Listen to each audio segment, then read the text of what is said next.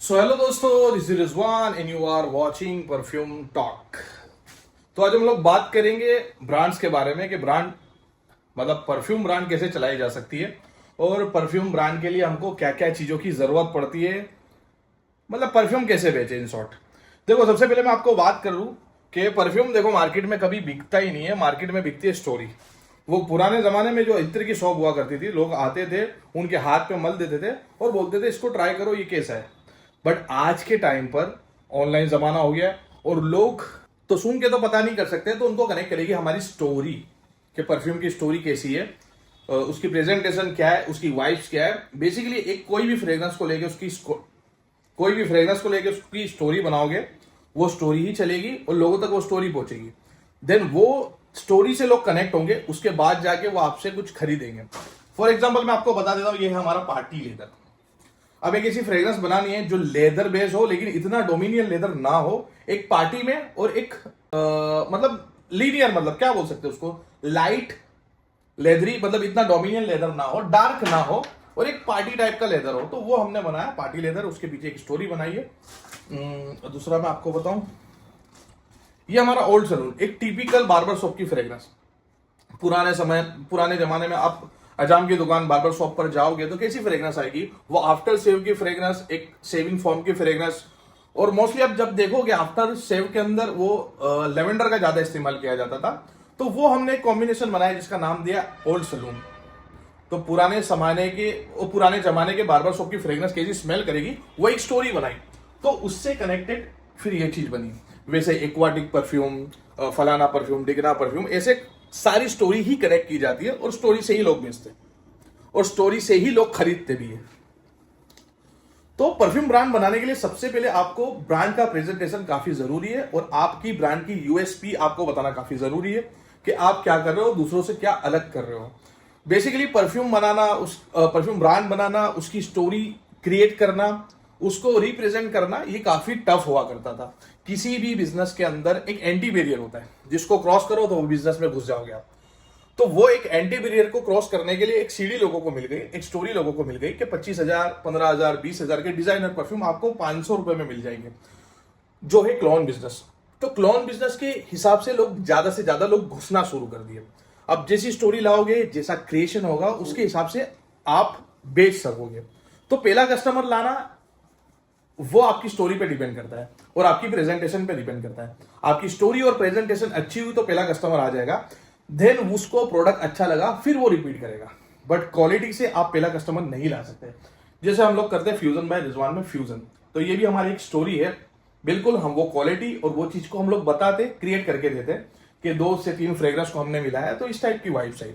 For example हमने एक office fragrance बनाई है, ऑफिस फ्रेग्रेंस।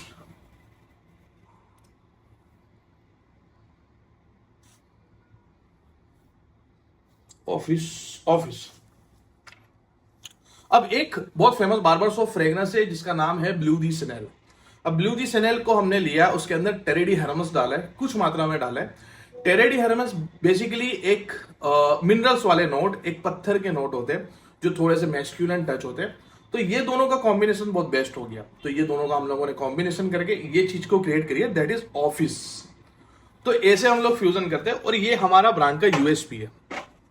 तो वैसे ही अगर आप एक ब्रांड चलाना चाह रहे हो तो आपको आपकी ब्रांड का यूएसपी जरूरी होगा। आपको बताना पड़ेगा कि हम मार्केट से इतना डिफरेंट कर रहे हैं। बट एक चीज है, एंटी बैरियर क्रॉस करने के लिए बिल्कुल क्लोन में घुसना ही पड़ेगा। खुद का क्रिएशन बनाना, उसके ऊपर मार्केटिंग करना, उसके लिए ज्यादा स्पेंड करना पड़ेगा। जो बहुत बड़ा पैसा हो तो आप कर सकते हो बिल्कुल, बट एक एंटी बैरियर को क्रॉस करना है तो आप क्लोन पे उतर सकते हो। तो ये सारे किसी ना किसी मेन इंस्पायर्ड फ्रेग्रेंस को लेके बनाए, उसके नियर बाय हम लोगों ने कुछ क्रिएशन करी है और कुछ चेंजेस किया है और कुछ कुछ तो बहुत ज्यादा क्रिएशन कर दिया है, जैसे लक्स टबैक। अब ये मौसम आ भी रहा है तो आप ये लगा सकते हो लक्स टबैक को। जैसे ये हमारा पार्टी लेडर है, वो 1 मिलियन एलिक्सर से क्लोन है। एक्सट्रीम जो है वो वाइसल वाई ले होम से क्लोन है। हारमेस का जो H24 आता है वो H24 है। और वेनिला स्मोक जो है, वेनिला स्मोक टॉम फोर्ड का टबैको वेनिला से इंस्पायर्ड है, बट उसके आजू बाजू हमने कोई क्रिएशन करके कुछ चेंजेस किया है। तो बेसिकली हम लोग इस तरीके से काम करते हैं और सब लोग का काम करने का डिफरेंट डिफरेंट तरीका होता है। बट आप देखोगे मेनली ब्रांड में घुसने के लिए लोग क्लोन ही बनाते हैं। तो ये सारे 83 SKUs है हमारे, जो आप देख सकते हो। अब दूसरी बात है कि आपको शुरुआत करनी है, लेकिन थोड़े से शुरुआत करनी है, ज्यादा एक्सपेंड नहीं करना है। वो डायलॉग है ना कि जितनी चादर है उतना पांव फैलाओ, तो वो डायलॉग बिल्कुल सही है। तो आपको शुरुआत करने के लिए छोटा से मतलब एक छोटा सा कदम उठाना चाहिए। अब परफ्यूम के अंदर क्या होता है, ये देखो हमारे सारे परफ्यूम में स्टिकरिंग से काम हो रहा है। सबकी कॉमन बोतल है, दैट इज विक्टर बोतल। कुछ फ्रॉस्टेड है, कुछ हम लोग कारीगरी करके ब्लैक ला रहे हैं।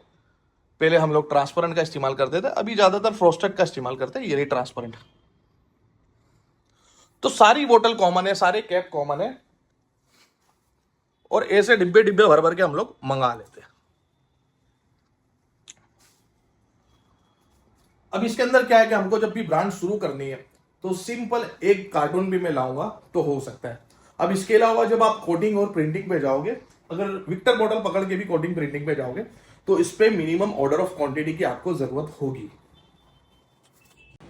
सो एमओक्यू का सारा खेल है। फिर एमओक्यू पे बात आ जाती है कि अगर आप कोटिंग प्रिंटिंग कराने जाओगे तो 500 बोतल से नीचे कोई कोटिंग और प्रिंटिंग करेगा नहीं। 10 कार्टून मांगेंगे, 55 पीस का कार्टून है, तो 10 कार्टून कराओगे तो 550 piece each fragrance, each colour में। अब जब अगर परफ्यूम ब्रांड लॉन्च करते हो, सबका ऐसा टारगेट लेता है नेक्स्ट लेवल ले जाऊँ, नेक्स्ट लेवल ले जाऊँ, चीड़ दूँ, फाड़ दूँ, फलाना डिगना। उसमें अक्सर फेल होने के चांस बढ़ जाते हैं। देरा क्यों हो गए? तो उसमें अक्सर फेल होने के चांस बढ़ जाते हैं, क्योंकि उनको चीरना है, फाड़ना है, और अपनी सारी इन्वेस्टमेंट वो फर्स्ट लॉन्च में ही खत्म कर देते हैं। तो फर्स्ट लॉन्च जो तुम्हारी होगी, पहली बार जब आप कोई ब्रांड को स्टार्ट करोगे, 6 परफ्यूम लाओगे, तो वो तुम्हारी R&D होगी। तो जब भी आप फर्स्ट बैच को निकालो, या आपकी फर्स्ट 6 प्रोडक्ट को निकालो, 8 प्रोडक्ट, 10 प्रोडक्ट, जितना भी प्रोडक्ट निकालो, तो वो आपकी इन्वेस्टमेंट का 10% हिस्सा ही होना चाहिए, उससे ज्यादा नहीं होना चाहिए। मैक्सिमम मार्केटिंग पे आपको स्पेंड करना पड़ेगा। तो अगर आप जब इतने बड़े एमओक्यू में चले जाते हो तो अगर 6 प्रोडक्ट भी लॉन्च करोगे तो आपको तकरीबन 3000 बॉटल्स बनाना पड़ेगा, और 3000 बॉटल्स तो ये सारी 84 फ्रेग्रेंस भी नहीं है। तो मिनिमलिस्टिक में काम हो जाता है। सबसे बेहतर तरीका है मिनिमलिस्टिक। तो बड़े में खेलना मेरे हिसाब से सही नहीं है। तो स्टिकरिंग पे आप जा सकते हो, फिर बॉक्स पैकेजिंग पे जाओगे तो कुछ भी चीज को बेचने के लिए ऑफकोर्स बॉक्स को बनाना पड़ेगा। बॉक्स नहीं होगा तो क्या ही ब्रांड है भाई तुम्हारी। तो ये है हमारे बॉक्स, और जितना भी रिव्यू आया है उसके हिसाब से भाई बॉक्स हमारे बहुत अच्छे, लोगों को बहुत पसंद आते हैं और सेफ परफ्यूम पहुंच जाते हैं। एक भी मेरे को फीडबैक ऐसा नहीं मिला अभी तक के परफ्यूम की बोतल फूट गई है मेरे बॉक्स में जाने के बाद। तो बॉक्स बहुत अच्छा है। बॉक्स का काम है अच्छा दिखना और सेफ्टी से परफ्यूम को पहुंचा देना। अब अगर 83 फ्रेग्रेंस है मेरी, मैं अलग अलग सारे बॉक्स बनाऊंगा तो उसका भी एमओक्यू होता है। बॉक्स बनाने वाला कम से कम 2000 बॉक्स मांगता है, और आप उसके अंदर 4 अलग अलग डिफरेंट फ्लेवर बनाना चाहते हो तो बना के दे देगा, लेकिन ईच फ्लेवर में वो 500 बॉक्स मांगेगा ही। तो अगर मैं 83 SKUs के बॉक्स डिफरेंट बनाता हूँ तो तकरीबन 40,000 बॉक्स मेरे को बनाने पड़ेंगे। 40,000 बॉक्स अगर 30 रुपए के हिसाब से मैं गिन लूँ तो तकरीबन 12 लाख रुपए के बॉक्स बनाने पड़ेंगे, और उसको रखने के लिए कम से कम मेरे को 1-2 लाख रुपए का तो सिर्फ गोडाउन ही लगेगा। तो वो चीज़ भी एक दिक्कत होती है। तो शुरुआत में एक आप जाओ तो थोड़ा सा नॉर्मल में काम करो, वही जितना चादर है उतना पैर फैलाओ, तो वो सबसे बेस्ट रहता है। और अच्छी प्रेजेंटेशन से, अच्छी मार्केटिंग से आप नए कस्टमर ला सकते हो, देन रिपीट कस्टमर आएंगे आपकी क्वालिटी से। तो ये परफ्यूम ब्रांड के लिए काफ़ी इंपॉर्टेंट है। अगर आप शुरुआत करना चाहते हो तो आपको ये चीज़ों को ध्यान में देना पड़ेगा। उसके बाद आज बात आ जाती है कि लोगों तक पहुंचाना। अब पुराने जमाने में आपने मार्केटिंग देखा होगा कि 5000 पर्चे छपा लेते थे। 5000 पर्चे में से वो डिस्ट्रीब्यूटर को देखते थे, वो डिस्ट्रीब्यूटर वाला जाके 3000 पर्चे बांट देता था इधर उधर, और 2000 पर्चे तो वो पस्ती में बेच देता था, जिसके अंदर फिर मूंगफली और भजिए बिक रहे होते। तो वो चीज, अब वो जमाना चला गया। अब जमाना है टारगेटेड ऑडियंस को पकड़ना, मतलब आपके कस्टमर को आपका पर्चा पहुंचाना। वो है मेटा एड के थ्रू होता है, गूगल एड के थ्रू होता है। सबसे बेस्ट एडवांस मेटा एड है। अब मेटा एड पे एड चलाना भी एक अलग चीज है, एड बनाना भी एक अलग चीज है। अब आप कुछ भी एंड के संड बोल के वीडियो बना के मेटा एड चला दोगे और फिर मायूस हो जाओगे कि इससे तो कन्वर्जन आ ही नहीं रहे। तो कन्वर्जन कहाँ से आएगा भाई? आपको प्रॉपर एड बनाना पड़ेगा और एड चलाना पड़ेगा। अब दूसरी एक चीज है कि ऑर्गेनिक रीच चलाना। अब ये नवा जमाना आ गया है, मैं 50 बार बोल दिया हूं कि नवा जमाना आ गया है कंटेंट टू कन्वर्जन का, कि आप कंटेंट बनाओ, वायरल हो जाओ, सैयारा वैयारा बोल के गाओ और भागो दौड़ो नाचो कूदो, उससे लोगों तक आपकी ब्रांड पहुंचेगी। वो लोग बोलेंगे कि भाई अनप्रोफेशनल फलाना ढिकना विकना, लेकिन आपको वायरल होने के लिए कुछ ना कुछ तो करना ही पड़ेगा। देन आप एक बार वायरल हो जाते हो, ऐसा नहीं कि फिर वो एक बहुत नीचे लेवल पे गिर जाए, नंगा ही होके नाचने लग जाए, बट एक कुछ चीजें करनी पड़ेगी, फनी वे में करना पड़ेगा, लाइट मूड रख के आपको करना पड़ेगा, जिससे आपकी ऑर्गेनिक रीच आए आपके प्लेटफॉर्म पे। अब एक चीज होती है कि आप ऑफलाइन कर रहे हो तो आप एक दुकान डाल रहे हो, तो आप जब ऑनलाइन भी करोगे तो आपको भी एक दुकान की जरूरत पड़ेगी, जो ही आपकी वेबसाइट। तो ऑनलाइन आपकी दुकान चकोचक होना चाहिए, प्रॉपर वर्क करना चाहिए, एकदम फंक्शनल होनी चाहिए और हर डिटेल उसके ऊपर होना चाहिए कि कोई भी ऑडियंस आता है तो उस पर आके पूरा प्रॉपर तरीके से पड़ जाए, एड टू कार्ट हो जाए, प्रॉपर तरीके से वो बाय कर सकते हैं इजी वे में, इजी तरीके से। तो वो पहले आपको एक दुकान आपकी बना लेनी पड़ेगी। उसके बाद जो भी सोशल मीडिया प्लेटफॉर्म है उस पर आपको एड बना के डालनी पड़ेगी, वो रील फॉर्म में डालनी पड़ेगी।